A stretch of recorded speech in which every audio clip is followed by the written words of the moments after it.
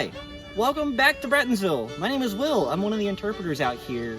So today we are doing kind of some summer harvesting. So we planted all these back in the spring that we've gotten out. Now these have got to sit around for a few days because unlike the ones that you get at your grocery store, the skin's not hardened yet. So they're still very delicate. I could probably peel the skin off just with a little bit of a push of my thumb. But we want those to harden up so that they're going to be ready to eat and ready to cook.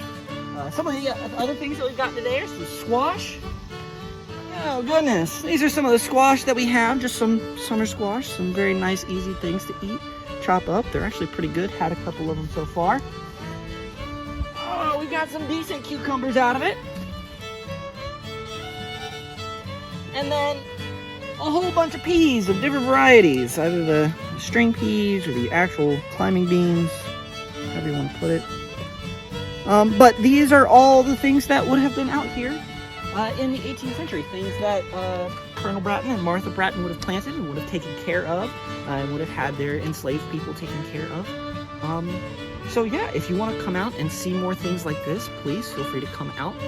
Some upcoming events are our Independence Day celebration on the 29th, and Huck's Defeat coming very, very soon, July 13th and 14th. We really hope to see you there.